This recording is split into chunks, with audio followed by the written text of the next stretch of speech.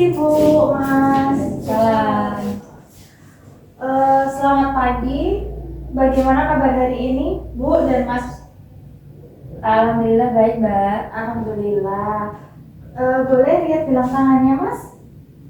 Oh iya, boleh sebutkan nama dan umur? Kurniawan 21 tahun. Oh iya, dengan Mas Kurniawan, benar ya? Baik, sebelumnya perkenalkan, saya perawat Vida dan rekan saya perawat Ceisha, yang bertugas pada pagi hari ini ya Mas, dari jam 7 hingga jam 2 siang nanti. Sesuai dengan catatan keperawatan, Mas Wawan diprogramkan untuk operasi prostat ya Mas, besok jam 4. Seperti itu, benar? Nah, Benar, oke. Jadi tujuan kami ke sini yaitu untuk mengedukasi atau memberikan informasi untuk persiapan apa saja yang perlu disiapkan sebelum operasi ya Bu ya. Iya. Terutama untuk persiapan secara fisik Bapak seperti itu. Yang dimana nanti akan ada puasa sebelum puasa dan juga mencukur bulu kemaluan Bapak seperti itu. Iya. Sebelum saya mulai, apakah ada yang ingin ditanyakan? Belum. Jika belum, nanti ketika Ibu bingung atau tidak paham, Ibu bisa bertanya ya Bu ya, seperti itu. Bisa kami mulai? Bisa, Mbak. Baik, jadi untuk Mas Wawan besok dijadwalkan operasi pada jam 4 sore nggih.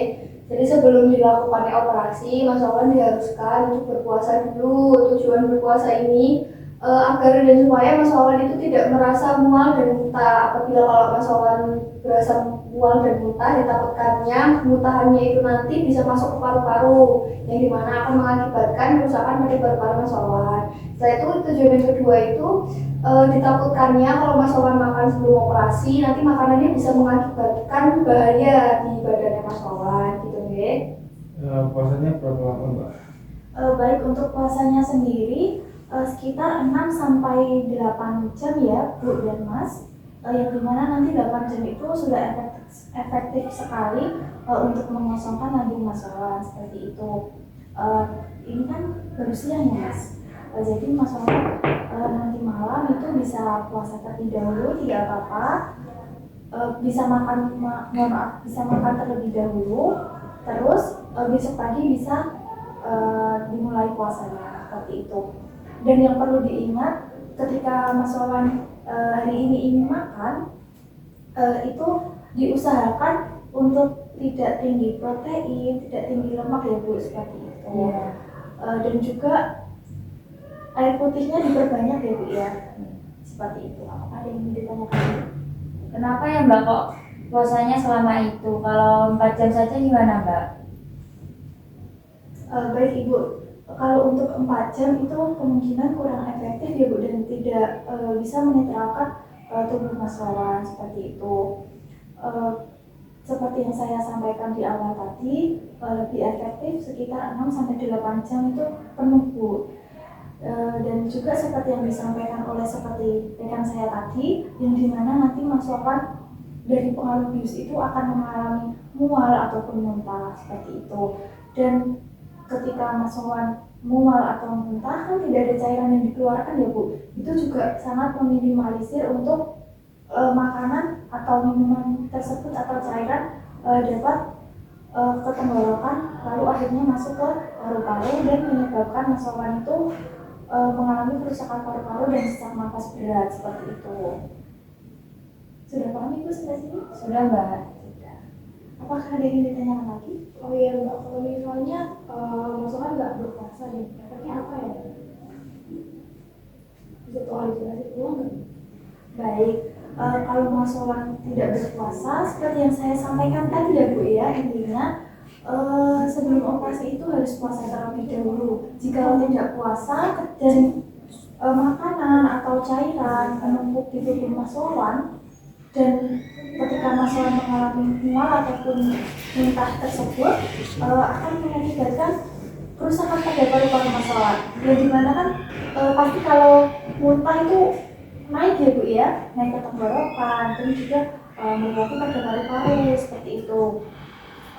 Jadi untuk meminimalisirkan kondisi dan keadaan Mas Wawan agar tidak memperburuk setelah operasi, kita harus berupaya untuk ya puasa sebentar lah ya Bu ya, demi kelancaran Mas Wawan seperti itu.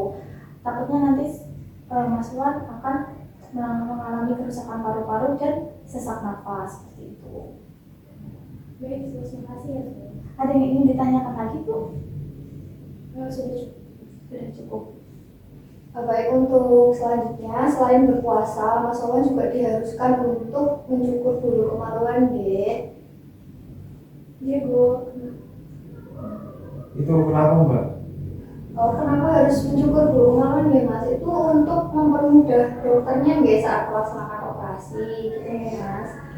Jadi di sini saya akan menjelaskan apa saja yang dibutuhkan untuk mencukur bulu kemaluannya, Mas. Nanti saat mencukur mau dibantu perawat atau untuk keluarga saja nih? Mau sama keluarga sama.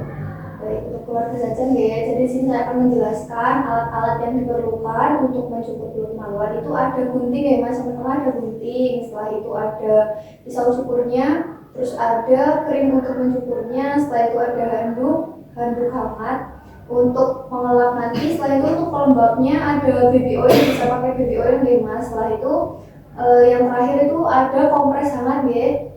Sampun sudah bisa dipahami? Bisa. Baik, saya akan menjelaskan untuk caranya ya, Mas. Jadi yang pertama, Mas bisa mencukur sedikit dulu dengan gunting untuk bulu kemaluannya. Setelah itu bisa dikompres hangat dulu ya, Mas, supaya tidak terlalu kaku gitu ya, Mas. Setelah itu diberi krim cukur ya, setelah itu dicukur pelan-pelan, setelah itu dikompres hangat lagi supaya tidak terjadi sakit. Setelah itu diberi pelembab berupa baby oil, lalu sudah dilap pakai handuk kering ya, Mas. Ini sampun bisa dipahami? Bisa. Bisa. Apakah ada yang ingin ditanyakan lagi Mas dan Bu? Untuk setelah operasi itu langsung bisa pipis sama enggak? Baik Mas, kalau setelah operasi itu kemungkinan tidak bisa langsung pipis ya, kemungkinan beberapa jam dulu.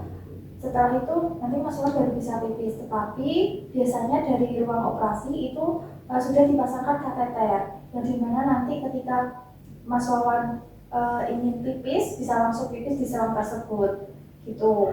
Jadi karena Mas Wawan kan juga masih pengaruh bius, dilarang untuk bolak-balik ke kamar mandi.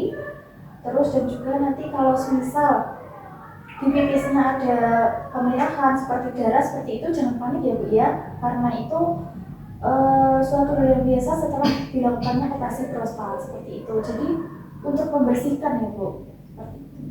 Ini ditanyakan lagi Mas. Untuk BAB-nya itu nanti gimana ya, Mbak? Apa tadi kan tidak boleh jalan dulu kamar mandi? Oke, untuk BAB-nya Mas Wawan bisa pakai pispot ya, Bu. Untuk pispotnya ada di kamar mandi. Nanti untuk keluarga bisa membantu Mas Wawan. Untuk BAB nanti bisa di kasur saja agar minimalisir pergerakan dari Mas Wawan karena habis operasi ya, Bu. Jadi jangan banyak gerak dulu. Tuh ya.